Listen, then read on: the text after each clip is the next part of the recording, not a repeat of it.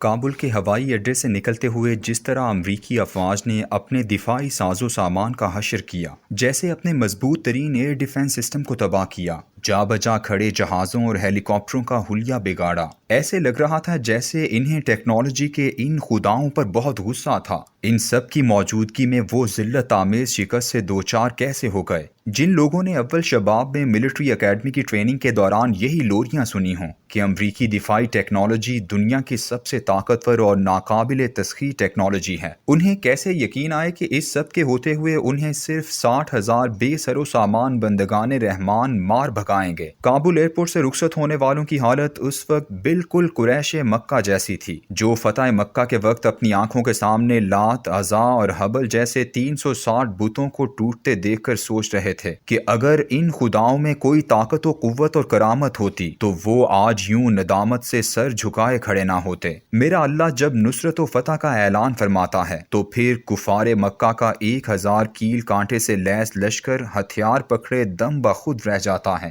اور میدان بدر کے فاتح وہ 313 نفوس قدسی قرار پاتے ہیں جن کے پاس صرف 2 گھوڑے، 6 زرہیں اور 8 تلواریں ہوتی ہیں۔ مورخ آج بھی تاریخ لکھتے ہوئے چونک اٹھتا ہے کہ ہے کوئی مقابلہ۔ مورخ کل بھی جب افغانستان میں امریکی شکست کی تاریخ لکھنے بیٹھے گا تو ایسے ہی چونک اٹھے گا اور کہے گا ہے کوئی مقابلہ۔ افغانستان سے بھاگتے ہوئے جو دفاعی سامان امریکی چھوڑ کر گئے ہیں، اس کی افادیت، اہلیت اور تعداد پر ایک نظر ڈالنے کے بعد اندازہ کیجئے ان سب کی موجودگی میں اگر امریکہ اور عالمی اتحاد کو شکست ہو سکتی ہے تو پھر اس کائنات کا مالک سچا ہے جو فرماتا ہے بارہا ایسا ہوا ہے کہ ایک قلیل گروہ اللہ کے اذن سے ایک بڑے گروہ پر غالب آیا۔ مال غنیمت کی تعداد، افادیت، اہمیت اور برتری ملاحظہ کیجئے۔ یہ سب ساز و سامان اب طالبان کی دسترس میں ہے۔ ہموی ٹینک نما گاڑی 22,174 عدد۔ اس ایک گاڑی کی لاگت تقریباً 25 لاکھ امریکی ڈالر ہے۔ اسے خاص طور پر صحراؤں، پہاڑوں اور میدانی علاقوں میں گوریلا جنگ کے مقابلے میں بنایا گیا ہے۔ اس کے ارد گرد ایک مقناطیسی حصار ہوتا ہے جو اپنی طرف آنے والی گولیوں، بموں اور میزائلوں کو واپس دھکیل دیتا ہے۔ M117 آرمرڈ سیکیورٹی وہیکل 634 عدد۔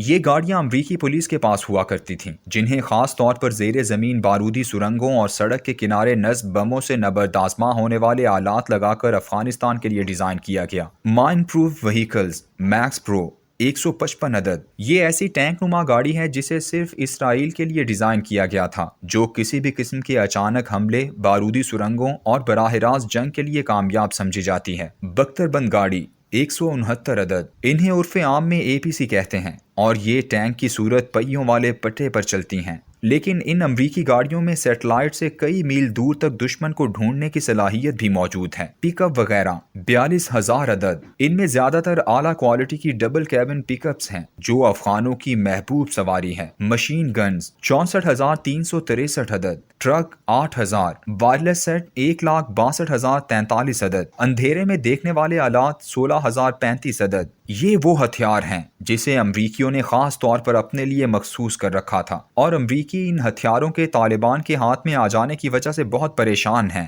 رائفلیں 3,58,530 عدد۔ پسٹل 1,26,295 عدد اور چھوٹی توپیں 176 عدد۔ اس زمینی دفاعی ساز و سامان کے علاوہ فضائی جنگی برتری کی علامت سمجھے جانے والے طیارے اور ہیلی کاپٹر جو طالبان کے ہاتھ میں آئے ہیں، ان کی تعداد یہ ہے۔ ہیلی کاپٹر Mi-17 33 عدد۔ یہ بنیادی طور پر روسی ساخت کا ہیلی کاپٹر ہے جو سامان کی ترسیل کے علاوہ لڑائی میں بھی کام آتا ہے۔ بلیک ہاک 33 عدد۔ یہ وہ ہیلی کاپٹر ہے جس پر امریکی ٹیکنالوجی کو بہت ناز ہے۔ دنیا بھر کے ممالک اس کے خریدار ہیں۔ آسٹریلیا سے لے کر اسرائیل تک ہر کسی نے اسے جنگوں میں آزمایا ہے۔ اس وقت ان ہیلی کاپٹروں کی جتنی تعداد طالبان کے پاس ہے کسی اور ملک کے پاس نہیں ہے۔ اس ایک ہیلی کاپٹر کی لاگت 1 کروڑ امریکی ڈالر ہے۔ MD-530 ہیلی کاپٹر 43 عدد۔ یہ خاص طور پر ایئر فورس کے لیے بنایا گیا ہے، جس کا صرف ایک ہی مقصد ہے کہ وہ فضائی جنگ میں کیسے زمینی افواج کو تباہ کر سکتا ہے۔ C-130 ٹرانسپورٹ طیارے 4 عدد۔ اس طیارے سے تو ہم سب آشنا ہیں۔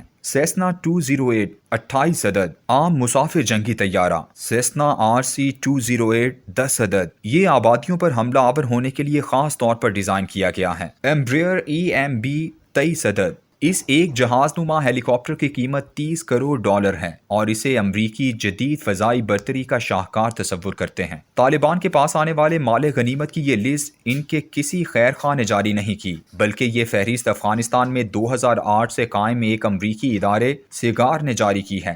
اس ادارے کا پورا نام ہے special inspector general for Afghanistan reconstruction, Afghanistan کی تعمیر نو کے لیے خصوصی انسپیکٹر جنرل۔ اسے جارج بش نے 28 جنوری 2008 میں قائم کیا تھا، جس کا مقصد افغانستان میں خرچ ہونے والے امریکی ڈالروں کی نگرانی کرنا تھا۔ یہ فہرست اس ادارے نے اس وقت شائع کی تھی جب امریکی رات کی تاریکی میں بگرام ایئرپورٹ چھوڑ کر افغانستان سے نکل رہے تھے۔ یہ ادارہ گزشتہ 12 سال کے عرصے میں ہر سال ان بکاؤ افغان سیکیورٹی فورسز کے اراکان کی کرپشن کی مستقل سالانہ رپورٹ جمع کرواتا رہا، جو بتاتی تھی کہ یہ کیسے اپنا اسلحہ طالبان کے ہاتھ اونے پونے داموں فروخت کرتے جا رہے تھے۔ حیرت کی بات یہ ہے کہ طالبان نے کابل فتح کر لیا، پورے افغانستان پر آج ان کا اقتدار ہے، لیکن ان میں سے کسی نے بھی اس مال غنیمت کو نمائش کے طور پر پیش نہیں کیا، اس بات پر فخر نہیں کیا کہ دیکھو اب ہمارے پاس یہ ٹیکنالوجی آ گئی ہے۔ وجہ صرف ایک ہے کہ وہ اس ٹیکنالوجی کے بغیر جیتے ہیں اور امریکی اسی ٹیکنالوجی کی موجودگی میں ہارے ہیں۔ کس قدر بدقسمتی، ذلت اور رسوائی کی بات ہے کہ عالمی طاقت کا سربراہ امریکی صدر جو بائیڈن آج اس بات پر فخر کرتا ہے